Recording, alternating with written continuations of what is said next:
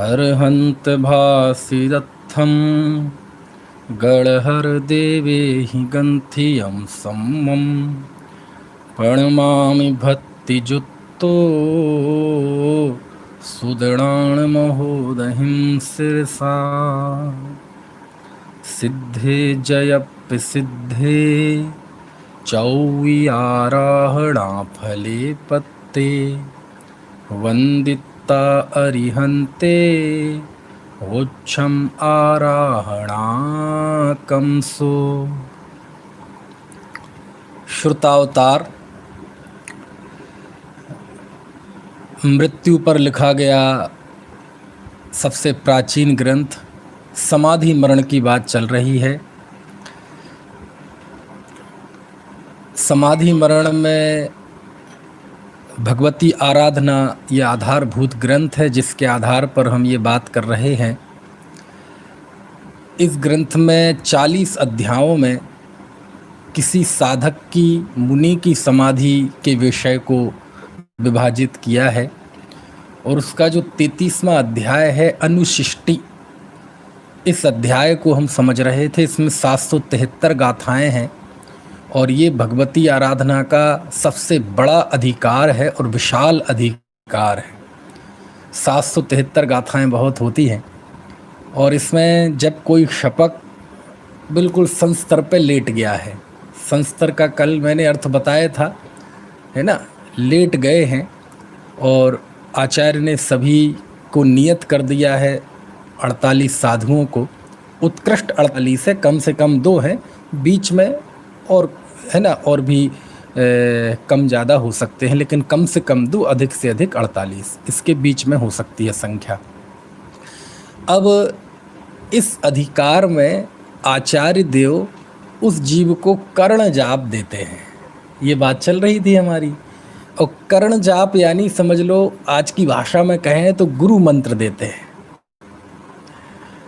तो उनको क्या उपदेश देते हैं? उपदेश वही है जो पूरे जीवन भर सुना पढ़ा, लेकिन विद्या तो वो है ना जो अंतिम समय में भी काम में आए, है ना। ज्ञान तो वो है ना जो अंतिम समय में भी काम में आए, ठीक है। तो चूंकि कई बार स्थिति ऐसी होती है कि व्यक्ति को संलेखना समाधि का मौका नहीं मिलता, है ना। एकदम ऐसे अचानक मौत आ जाए कि मौत आने के पहले 1 मिनट पहले पता ही नहीं था कि मृत्यु आने वाली है, होता है ना, है ना। तो लेकिन अब बीमारी की दशा पड़े हुए हैं संस्तर पे, तो यद्यपि ये बुजुर्ग अवस्था है लेकिन कम से कम चलो मृत्यु दस्तक दे के तो आ रही है, कह के तो आ रही है कि मैं आ रही हूँ और मैं एक साथ सब नष्ट कर दूँगी। अब तुम चाहो तो मेरे आने के पहले अपनी तैयारी कर लो, है ना। चलिए, तो वो कर्ण जाप देते हैं, उन्हें उपदेश देते हैं, समझाते हैं। और वो क्या समझाते हैं ये 773 गाथाओं में लिखा। और ये 773 गाथाएं नहीं, पूरे भगवती आराधना में आधा भगवती आराधना इसी उपदेश में है। अब क्या समझाते हैं? तो सबसे पहले वो कहते हैं भैया मन में किसी भी तरह का मिथ्या भाव मत रखना, मिथ्यात्व का त्याग करो। समझ में आया? कोई मन में कोई शंका हो, शल्य हो तो उसका त्याग करो, सम्यक्त्व की आराधना करो। मिथ्यात्व का नाश हुए बिना, सम्यक्त्व की प्राप्ति के बिना, सम्यक्त्व की शुद्धि के बिना 3 लोक 3 काल में आपको साधक दशा और निर्माण की प्राप्ति संभव नहीं है। वहाँ सम्यक्त्व का बहुमान बताते हैं, सम्यक्त्व का महत्व भी बताते हैं, है ना। और यहाँ पर वो भी गाथा है एक जो कुंद देव का प्रभाव बहुत है भगवती आराधना पे। अभी अहिंसा का विवेचन आता है तो उसमें भी है। तो जो दंसड़ पाहुड़, अष्टपाहुड़ में जो दंसड़ पाहुड़ की तीसरी गाथा है, दंसण भट्टा भट्टा दंसण भट्ट सड़त्थि डिब्बाड़म सिज्झंती चरिय भट्टा दंसण भट्ट सड़त्थि सिज्झंती। तो ये गाथा यहाँ भी है भगवती आराधना में। उसमें कहते हैं, सुनो भैया, चारित्र से भ्रष्ट जीव तो सिद्धि को प्राप्त हो जाएगा यदि श्रद्धा सही है उसकी, तो भविष्य में, आज भ्रष्ट है भविष्य में फिर चारित्र में दृढ़ हो जाएगा। लेकिन यदि जो जीव दर्शन से भ्रष्ट है वो तो भ्रष्ट है, उसके कोई चांस नहीं है। तो ऐसे ही किसी भी स्थिति में अपने सम्यक्त को मलिन मत होने देना, मिथ्यात्व को नज़दीक मत आने देना, ऐसा उपदेश देते हैं आचार्य। फिर कहते हैं कि और पंच नमस्कार को मत भूलना। आज की भाषा में कहते हैं णमोकार मंत्र को मत भूलना, पंच परमेष्ठियों का स्मरण मत भूलना। क्यों? क्योंकि जैसा कि मैंने आपको बताया था, आचार्य देव ने क्षपक को एक पराक्रमी योद्धा के रूप में बताया है।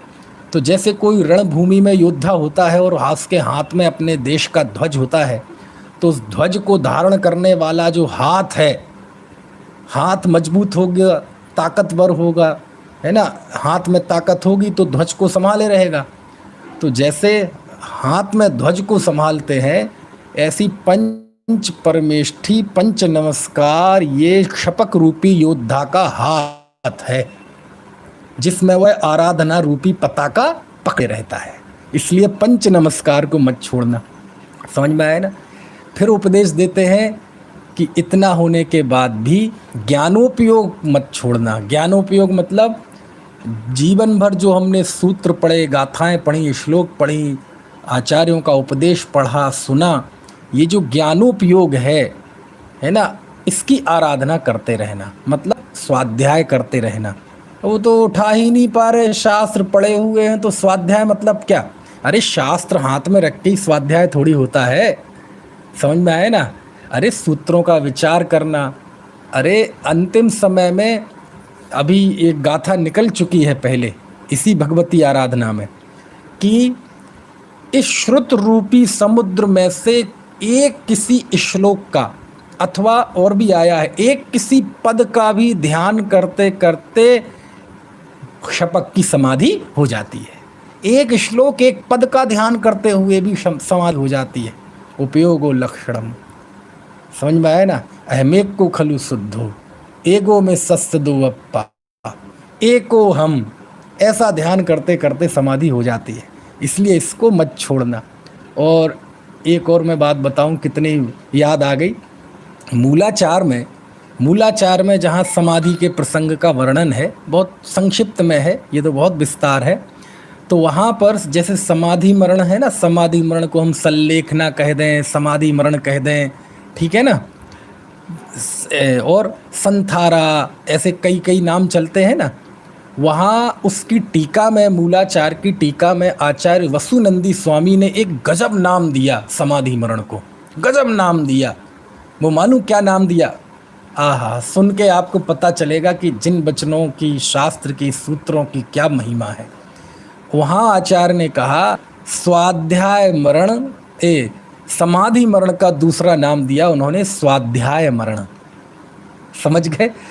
कितनी बड़ी बात है। समाधि मरण यानी स्वाध्याय मरण, यानी आप सूत्रों का विचार करते रहें, ध्यान करते रहें और मरण हो जाए, उसी स्थिति को समाधि मरण, उसी को कहते हैं स्वाध्याय मरण।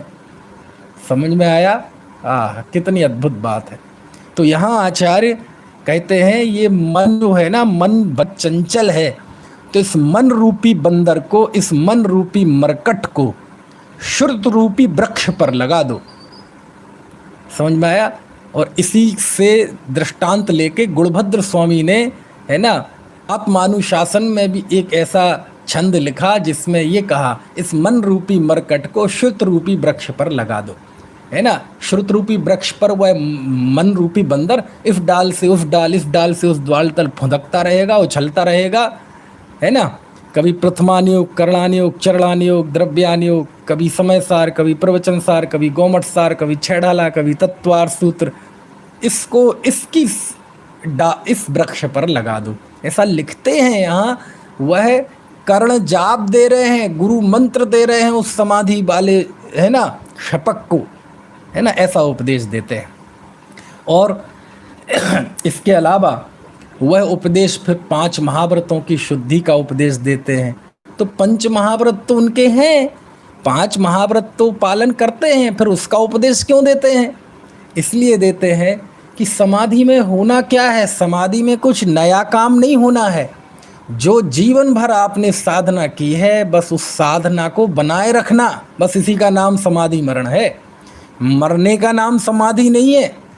मरने के पहले तक, एक क्षण पहले तक अपने उस तत्व ज्ञान में, समाधि में, साधना में जीवन का नाम समाधि है। समाधि के नाम पे हमारे मन में दृश्य खड़ा होता है मरण का। समझ में आया? अरे मृत्यु तो एक पल की क्रिया है, उसमें आप कुछ नहीं कर पाएंगे। उसमें तो आप आयु कर्म का क्षय होगा और पर्याय बदल जाएगी, है ना, और जहाँ जाएंगे।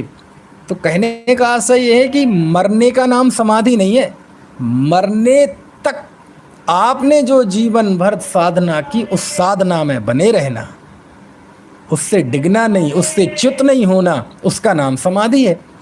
तो वो वहाँ महाव्रत का उपदेश क्यों देते हैं आचार्य? वो तो हमने जब दीक्षा ली थी तब हमारे आचार्य ने उपदेश दिया था। और यदि निर्यापक और दीक्षाचार्य एक ही हैं तो ये प्रश्न भी उठता है, आचार्य वो तो दीक्षा के पहले ही आपने महाव्रतों का उपदेश हमें दिया था, स्वरूप बताया था, दीक्षा की विधि में शामिल है, ये अब क्यों देते हैं? अरे धर्म में दृढ़ता के लिए, कि अपने अहिंसा व्रत को कमजोर मत होने देना। और फिर इस बहाने आचार्य शिवकोटि स्वामी ने 5 महाव्रतों के जरिए बहुत सारी तत्व ज्ञान की बातें वो बताते हैं। जरूरी नहीं है हर एक आचार्य इसी भाषा में उपदेश देते हों जैसे कि यहाँ भगवती आराधना में दिया है, लेकिन शिवकोटि महाराज ने तो एक प्रारूप बताया है कि इस तरह का उनका उपदेश होता है। समझ में आया? भाषा यही हो, शैली यही हो, अंदाज यही हो, ऐसा नहीं है। लेकिन वो ग्रंथ लिख रहे हैं ना, तो लेखन के साथ साथ बीच में बहुत सारी, है ना, सुभाषित की बातें, नीति की बातें, तत्व ज्ञान की बातें वो आ जाती हैं। अब जैसे यहाँ अहिंसा व्रत में वो समझाते हैं कि भैया क्रिया से अहिंसा नहीं होती, प्रमाद भाव से, अयत्नाचार रूप प्रवृत्ति से हिंसा होती है। वो कुंद कुंद देव की वो सारी गाथाएं हैं ना, तो वो सब इस यहाँ भी उस तरह का विवेचन है।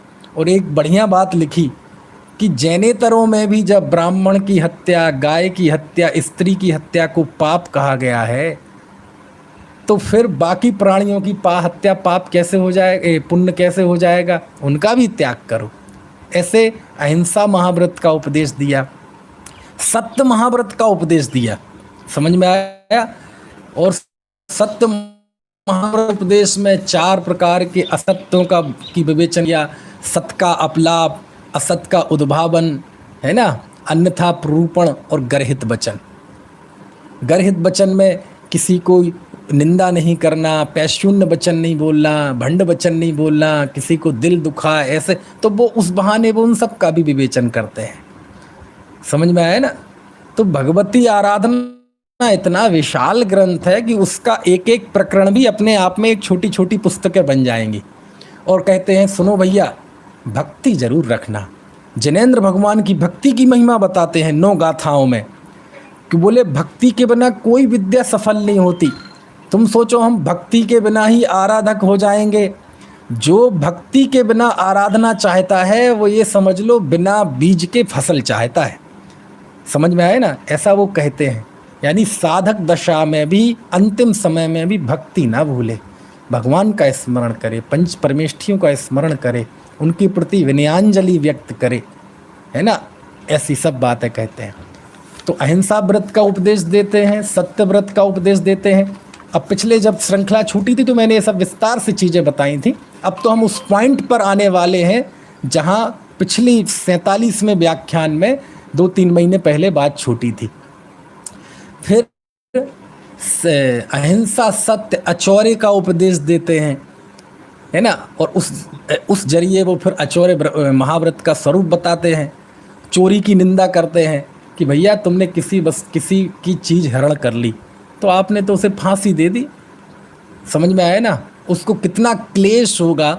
आपने किसी की वस्तु हरण कर ली, पूरे जीवन भर की कमाई उसकी हरण कर ली, पता चले उसके सहारे उसे अपनी बेटी का विवाह करना था, बच्चों की परवरिश करनी थी, माता पिता का इलाज कराना था, और आपने वो छीन ली तो उसकी तो पूरा जीवन खत्म कर दिया।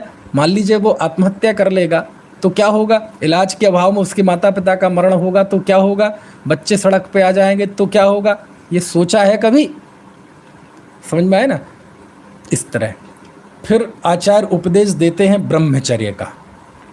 और ब्रह्मचर्य का जो उपदेश दिया है वो तो सच में अलग से एक ग्रंथ है, क्योंकि उस ब्रह्मचर्य के उपदेश में आचार्य ने जो आप दुनिया में चले जाइए, नारी का और पुरुष और स्त्री के आकर्षण का जैसा मार्मिक और सूक्ष्म विवेचन शिवकोटि महाराज ने यहाँ किया है वो बहुत अद्भुत है, बहुत अद्भुत है।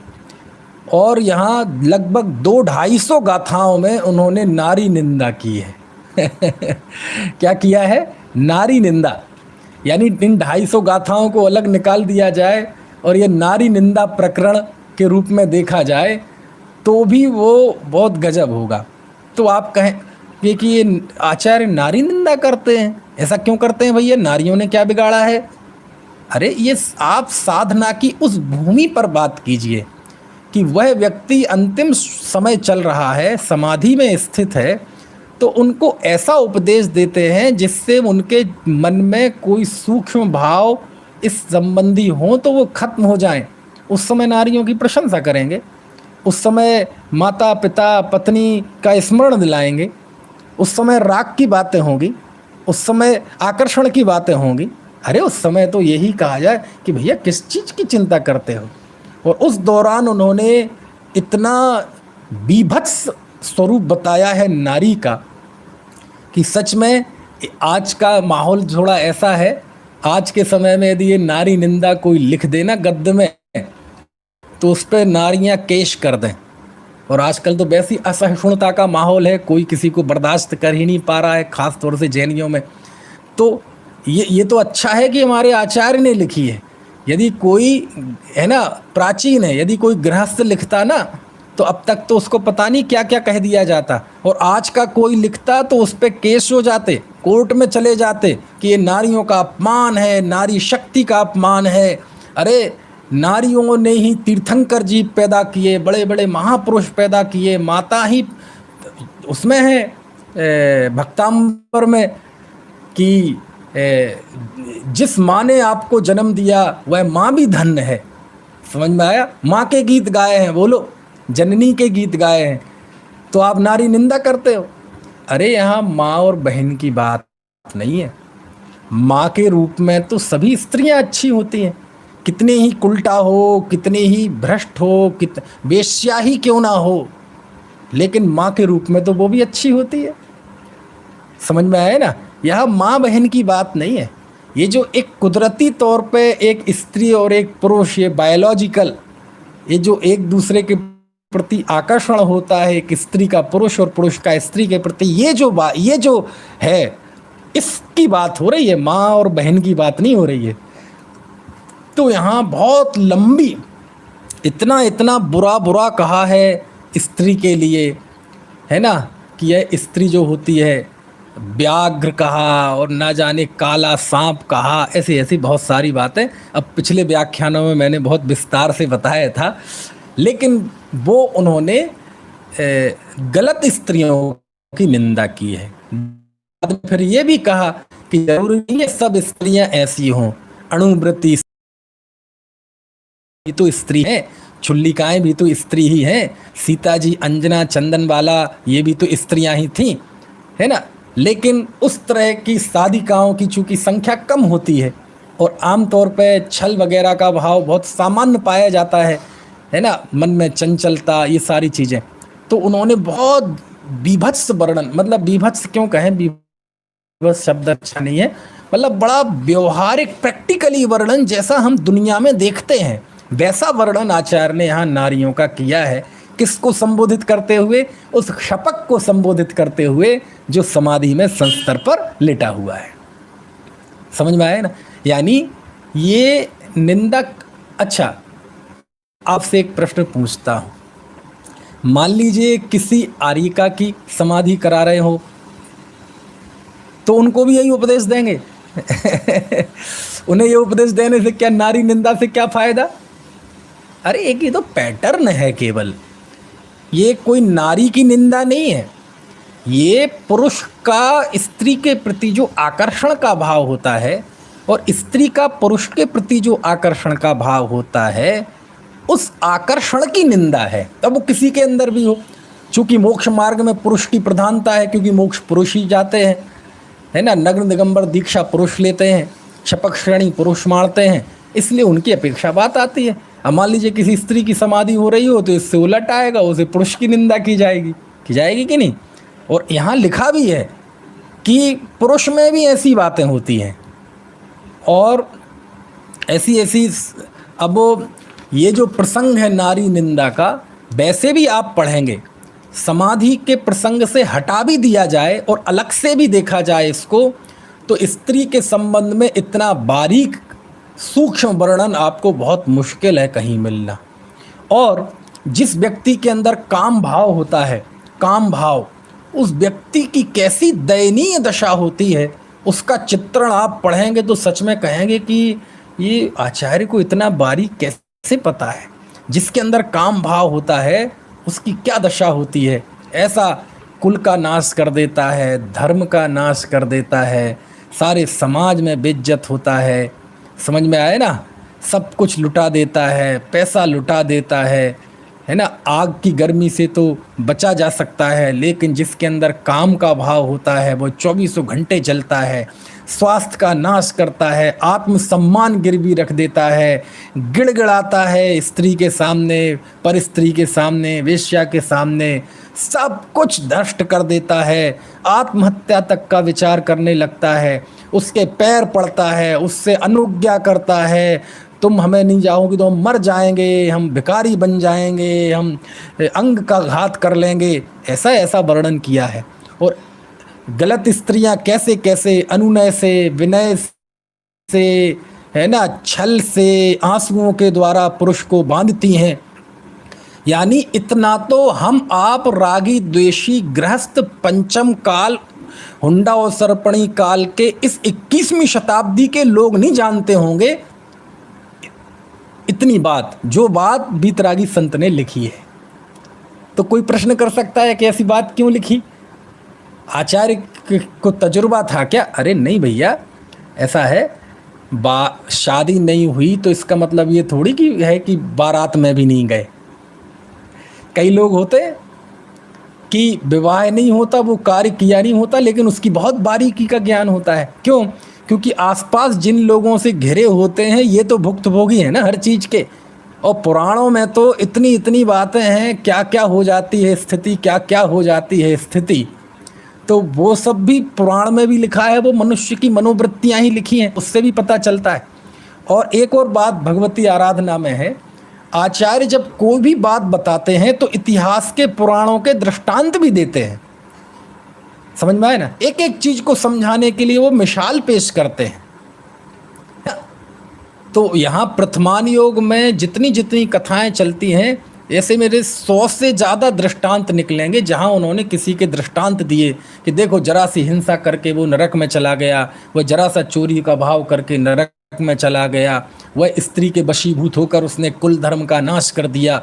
ऐसे ऐसे दृष्टांत आते हैं और सबके नाम बाकायदा कहाँ हुए, और कई के नाम के साथ साथ उनका पता भी आता है कि उस मिथिला नगरी का राजा, समझ में है ना।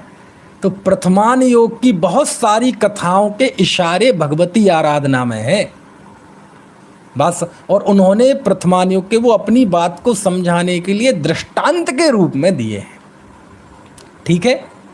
तो इस तरह ब्रह्मचर्य का उपदेश बहुत दिया है, और केवल यहाँ नारी निंदा का एक ही उद्देश्य है कि क्षपक के मन की शुद्धि, और दूसरा कोई उद्देश्य नहीं है। वर्तमान के नारी विमर्श की दृष्टि से तो देखा जाएगा तो ये बहुत निषेधात्मक पहलू कहलाएगा।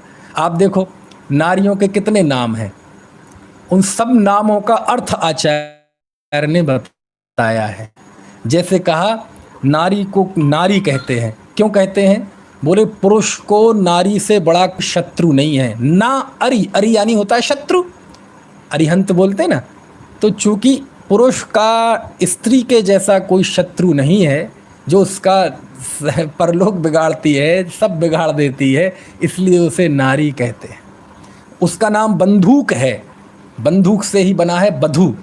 और हमारे यहाँ चलता है बहू, बहू बोलते हैं ना पत्नी को, पुत्र बधू को बहू।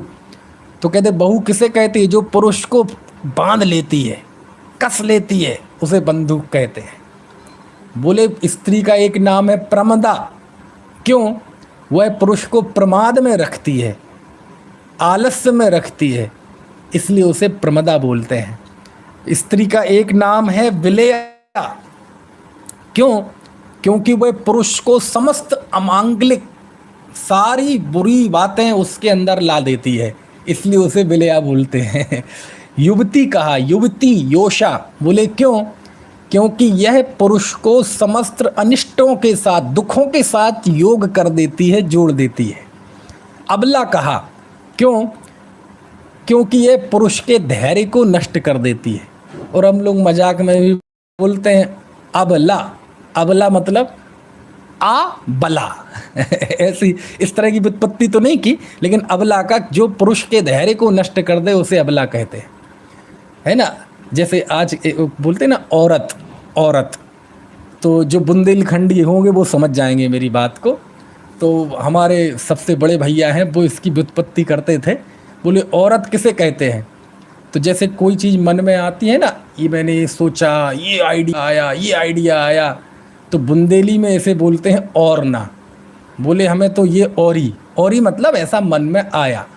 तो बोले औरत किसे कहते हैं? तो वो व्युत्पत्ति करते हैं हमारे बड़े भैया ऐसी, जिसे औरत ही रहता है उसे औरत कहते हैं, है ना। कहा स्त्री को कुमारी कहते हैं। तो बोले कुमारी क्यों? बोले इसलिए क्योंकि ये कुमरण का कारण है, कुमरण का उपाय करती है, इसलिए कुमारी है। और कहा महिला क्यों? क्योंकि ये अनेक अर्थों को उत्पन्न करती है, इसलिए ऐसे ऐसे शब्द हैं। तो आप स्त्री यदि सुन रही हैं बहुत सारी, तो आप बुरा मत मानना, ये मैं नहीं कह रहा हूँ, ये आचार्य कह रहे हैं। और किसके लिए कह रहे हैं ये महत्वपूर्ण है, वह तो सबके लिए ही है ना। इससे हमें अपने व्रत में स्थिर रहने का उपदेश मिलता है। यदि आप ब्रह्मचर्य व्रत ले रखा है, आपने बाल ब्रह्मचारी हैं, तो अपने व्रत में रहने का उपदेश मिलता है। यदि आप अणुव्रती हैं, विवाह किया है, तो अपनी स्त्री में ही संतोष रहने का उपदेश मिलता है। यदि ब्रह्मचर्य प्रतिमाधारी हैं, महाव्रती हैं, तो हैं ही। और यदि कुछ भी नहीं है तो जैनी कम से कम सत्य व्यसनों का त्याग तो करता ही है, उसमें परिस्त्री और वेश्यावृत्ति का त्याग भी तो होता ही है। इससे नीचे तो जैनी की कोई कैटेगरी है नहीं, तो उसको भी ये शिक्षा लेनी चाहिए। और वो यदि हमारी सब जीवन में पवित्रता है तो इस उपदेश से वो पुष्ट होता है। और श्राविकाएँ हैं, है ना, अर्जिकाएँ हैं, तो उन्हें भी अपने ब्रह्मचर्य में स्थिर रहने का उपदेश इस शिक्षा से मिलता है। समझ में आ रही है मेरी बात? तो बहुत अच्छा है। ऐसी अब मैं बहुत बता चुका हूँ इसके विषय में, इसलिए। लेकिन जो भी है, शीलवती स्त्रियों की और अणुव्रती स्त्रियों की प्रशंसा की। और आपको बताएं, कई बार हम जो मजाक में बोलते हैं ना, मजाक में बोलते हैं ना, अरे दुनिया में सारे झगड़ों की जड़ स्त्री है। बोले बड़े बड़े युद्ध, रामायण महाभारत भी स्त्री की वजह से हुए, ऐसा बोलते कि नहीं? आप मजाक में बोलते हैं कि नहीं? आप तो बोलते हैं, हम तो बोलते हैं मजाक में। और आचार्य शिवकोटि महाराज ने 948वीं गाथा में ये बात लिखी है। आसीय महायुद्धाई इत्थि हेदुम जड़मि बहुगाणी भय जनणाणि जणाणम भारह रामायणादीणी। बोले जो भारत है और रामायण आदि हैं, ये सारे झगड़ों के मूल में स्त्री है, ऐसा लिखते हैं। अरे झगड़े तो कषाय से होते हैं, है ना। पुरुष कोई कौन सा दूध का धुला है? महत्वाकांक्षाएं तो पुरुष की होती है ना, है ना। अंदर में वासना तो पुरुष की होती है ना। उसी वजह से देखो, रावण के अंदर वासना थी तो उसने अपने कुल का नाश किया, जाति का नाश किया, लाखों लोग मारे गए। अब सीता क्या दोष था? तो वो तो जहाँ जैसी सिचुएशन हो वैसा उपदेश दिया जाता है। आलंबन की तरफ से उपदेश दिया जाता है, कभी अपने भाव की तरफ से उपदेश दिया जाता है। अभी आप समय सार में जाएंगे बंध अधिकार में, तो कहेंगे पर वस्तु बंधन का कारण है ही नहीं, तो अपने राग द्वेष बंधन का कारण है। अरे जब पूर्व कर्म के उदय से भी जरूरी नहीं है आगामी कर्म बंधे, तो कोई बाहर की स्त्री पुरुष से कर्म कैसे बंधेगा? तो सब जगह बातें हैं। चरणान योग में तो 9 कर्म के त्याग का ही उपदेश होता है। करणान योग में कर्म की तरफ से बात होती है मुख्यतः, और द्रव्यान योग में परिणाम और अभिप्राय की तरफ से बात होती है। तो सभी बातें सही हैं, बस उसको सही फ्रेम में, उसको सही तरीके से समझना पड़ता है। ठीक है, इस तरह से इस बात। इसके बाद 68 गाथाओं में उसी ब्रह्मचर्य के अंतर्गत आचार्य ने शरीर की अशुचिता का वर्णन किया है। आहा, अरे रे, स्त्री देह की अशुचिता का वर्णन। बोले ये तो तुम इस पे इसलिए आसक्त हो रहे हो क्योंकि इस गंदी देह के ऊपर ये चमड़ी चढ़ी हुई है। समझ में आया है ना? और ये चमड़ी चढ़ी होने से तुम्हें आकर्षण हो रहा है। यदि चमड़ी ना हो तो तुम डर जाओगे, ऐसा इसमें लिखा है। बात समझ में आ रही कि नहीं? और योगी तो, ज्ञानी तो, है ना, संत तो, है ना, चमड़ी सहित भी बिना चमड़ी का ही देखते हैं। समझ में आया? बहुत अच्छा। और इस प्रसंग में आचार्य ने इस शरीर की अशुचिता में जीव गर्भ में आने से लेके पैदा होने तक 1-1 महीने, 9 और 10, 2 माह दिए हैं। 1-1 महीने में कैसे उस भ्रूण के अंदर में जो गर्भ आया उसकी वृद्धि होती है, कैसे उसमें अंग निकलते हैं, पेट पीठ बनते हैं, आंखें बनती हैं, हृदय बनता है, दिमाग बनता है, वो सारा वर्णन इसमें किया है। ये बताया है कि शरीर में क्या क्या है, कितनी हड्डियां हैं, कितनी शिराएं हैं, कितना मज्जा है, कितना खून है, सारा वर्णन। कितना विशाल ज्ञान होगा आचार्य शिवकोटि महाराज का। उन्होंने पूरा वर्णन, कितने रोम होते हैं, कैसे कैसे, समझ में आए ना? सब आचार्यों ने इसमें बताया है। शरीर के अवयव हैं, 300 हड्डियां, 300 संधियां, 900 स्नायु, 700 शिराएं, 500 मांसपेशियां, 400 नसों के जाल, 16 कंडरा, 6 शिरामूल, 2 मांस के रज्जू, 7 त्वचा, 7 कलेजे, 80 लाख करोड़ रोम। मैं बता रहा था रोम की संख्या भी बताई, 80 लाख करोड़ रोम होते हैं। ऐसे ऐसे बहुत बताए। 3 स्थूणी, 107 मर्म स्थान, 16 आंतों की यष्टि, 9 व्रण घाव के मुख, ऐसे सब बताया। समझ में आए ना? और इन शरीर के अंगों से कैसी कैसी गंदगी निकलती रहती है। आपने 6 ढाला में पढ़ा होगा, जननी उदर बस्यो 9 मास, अंग सकुचित पाई त्रास। इसका विस्तृत वर्णन आपको पढ़ना हो तो यहाँ पढ़ें। विशद वर्णन किया है आचार्य ने। यानी शरीर का ऐसा चित्र खींचा है आचार्य ने कि ये समझ लो आपको इस शरीर से घिन पैदा हो जाए। बीभत्स दृश्य खींचा है। समझ में आया ना? ये शरीर तो विष्टा का फूटा हुआ घड़ा है। कोयलों को कितना भी धोएं लेकिन इसमें से कालीमा नहीं जाती। हींग मिर्च वाले मांस पिंड को भोगने वालों की तरह अति आसक्त होकर यह जीव देह को भोगता है, स्त्री देह को भोगता है। और देखो, जैसे एरंडी की लकड़ी निस्सार है, ऐसी यह देह निस्सार है। चामड़ी गाय के बाल, गैंडे के सींग, हाथी के दांत, सांप की मणि तो फिर भी काम के हैं, लेकिन ये मनुष्य शरीर का तो कोई काम है ही नहीं। और लिखा, इस पूरे शरीर में उत्कृष्ट 5,68,99,584 रोग होते हैं। सोचो आप। कुंद देव ने भी बताया है कि 1 अंगुल में 96 रोग होते हैं, 1 अंगुल में। और पूरे शरीर में उत्कृष्ट लगाया जाए तो 5,68,99,584 रोग होते हैं। ये बात आचार्य ने बताई है। बोलो आप, 1061 गाथा में। इतने रोगों का घर ये शरीर है। हो सकता है उतने उत्कृष्ट, ऐसे उत्कृष्ट रोग तो नारकी को होते हैं, सारे रोग उत्कृष्ट, लेकिन थोड़े बहुत तो सबके होते हैं। बोले, जिस शरीर असी देह करे किम यारी, ऐसा उसमें है ना। ऊपर अमल मल भरियो भीतर कौन विधि घट सुचि कहे, बहुदेह मैली सुगुण थैली, शौच गुण साधु लहे। वहाँ भी वर्णन है। अशुचि भावना में भी शरीर की अशुचिता का वर्णन होता है, और यहाँ भी है। लेकिन यहाँ इतना मार्मिक वर्णन किया है, सच में बहुत गजब का वर्णन किया है। और अशुचिता को बताने के लिए कुआं, सर्प, देह, शहद की बूंदें, मधुमक्खियाँ, ना जाने कितने कितने दृष्टांत है। क्योंकि ये चरणान योग है ना, तो चरणान योग में अलंकारिकता की शैली बहुत होती है, दृष्टांत बहुत होते हैं, है ना। एक एक बात को समझाने के लिए कई कई गाथाओं में दृष्टांत देते हैं, तो वो सब इसमें उन्होंने बताया है। समझ में आए ना। चलिए इसके बाद ये उपदेश तो हो गया। उसके बाद 5वां परिग्रह त्याग व्रत का उपदेश देते हैं। और यहाँ तक हमारी बात पहले हुई थी, यानी अब जो लोग नए जुड़े हैं वो अब हमारे साथ आ गए हैं। समझ में आ रही बात। और जो लोग पहले से जुड़े थे उन लोगों का अब रिवीजन हो गया। यहाँ तक हमारी बात चल गई थी। अब आगे जो परिग्रह त्याग व्रत है, इसमें 68 गाथाएँ हैं, 1124 गाथा से 1191।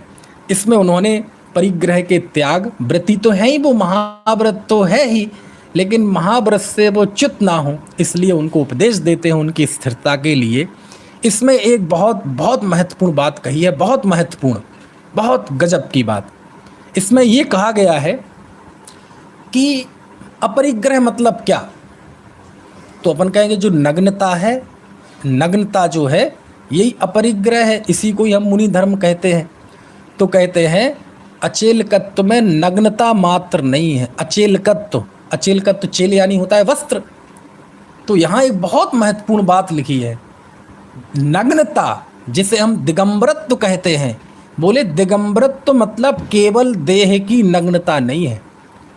उन्होंने लिखा कि ये तो उपलक्षण मात्र है। नग्नता जब दिगंबरत्व कहा जाए तो वहाँ परिग्रहों से रहित निर्ग्रंथ अवस्था का नाम दिगंबरत्व है। नग्नता का नाम दिगंबरत्व अकेला नहीं है। समझ में आया क्यों? क्योंकि नग्न तो मनुष्य के अलावा दूसरे जीव भी होते हैं, आजीवन नग्न रहते हैं। नग्न ही पैदा हुए थे, नग्न ही मरते हैं।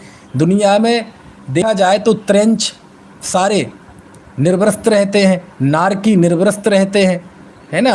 अब देवताओं की छोड़ो तो उनकी तो बात ही अलग है। मनुष्य यही वस्त्र पहनता है।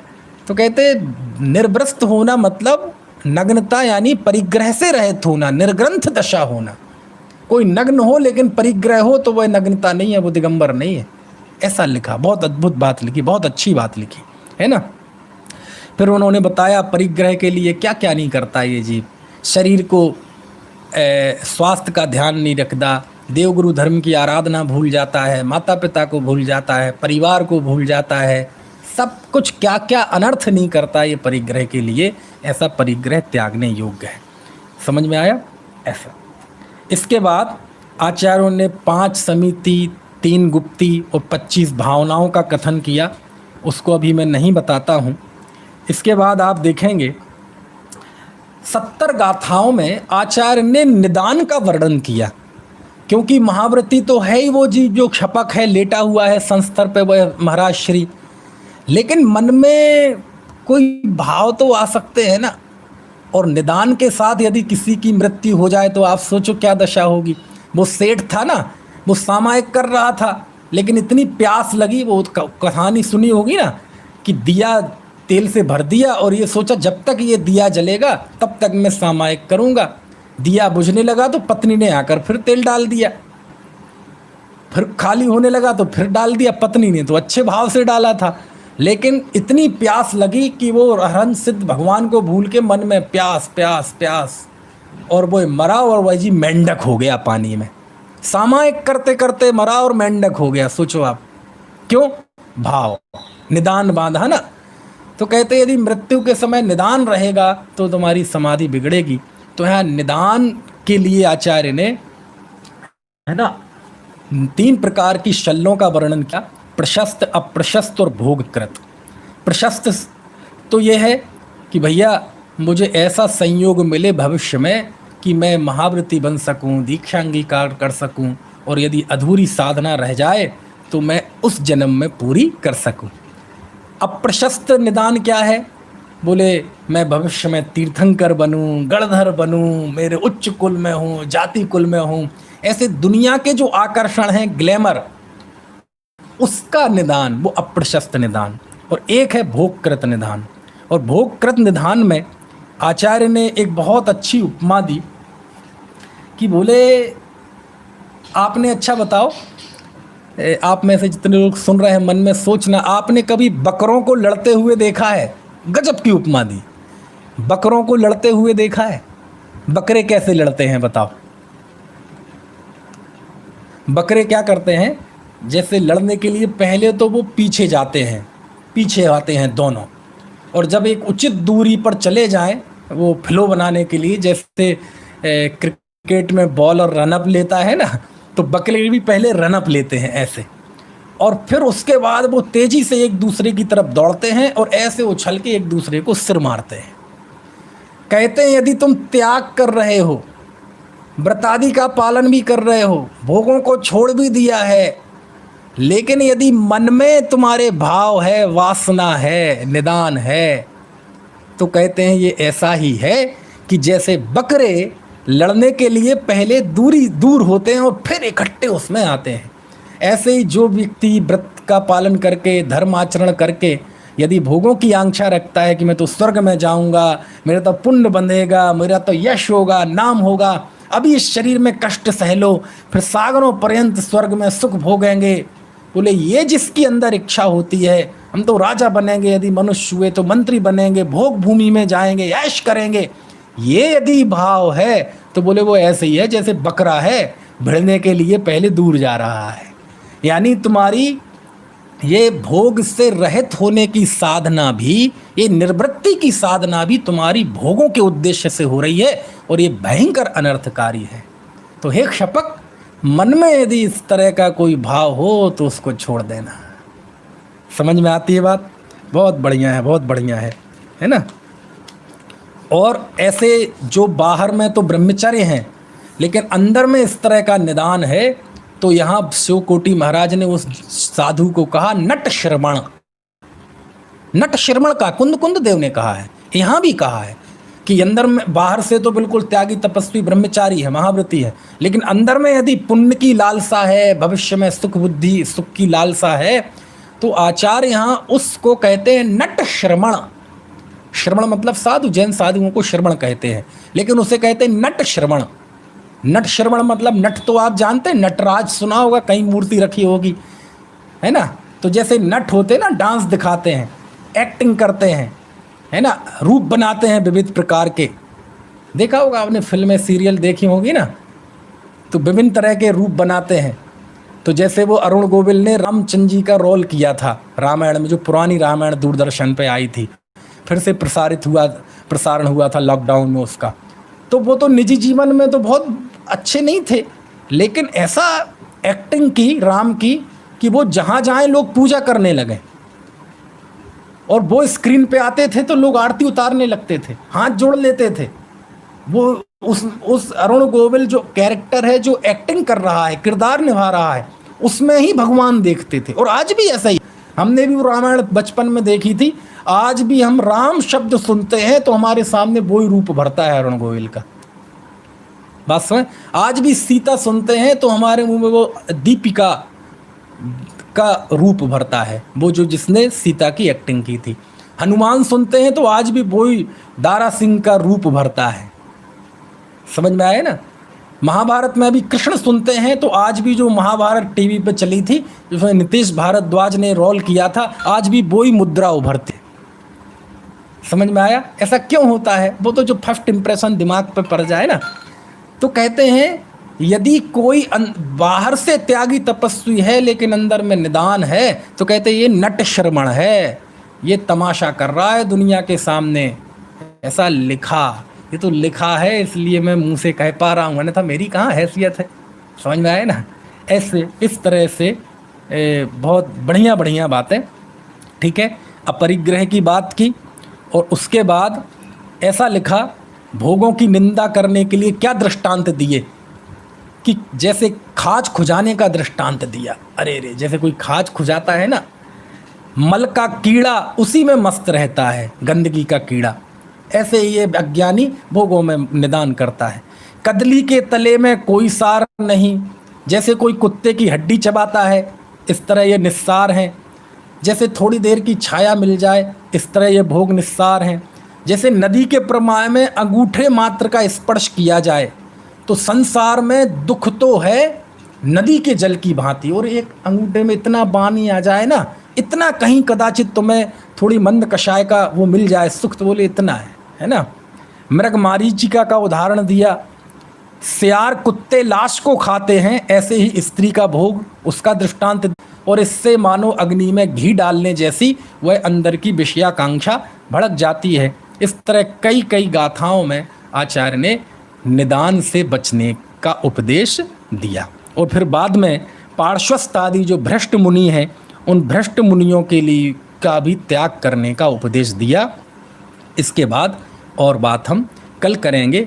इस तरह लगभग हमने 1350 गाथाओं की बात कर ली। अब इसके आगे चर्चा कल करेंगे। मेरे समझ से 2 व्याख्यानों में और ये भगवती आराधना पूरा हो जाएगा। उसके आगे फिर और श्रुत परंपरा के जो ग्रंथ हैं, तत्वार्थ सूत्र, कार्तिकेयानुप्रेक्षा आदि, उन पे हम चर्चा करेंगे। अभी समय हो गया।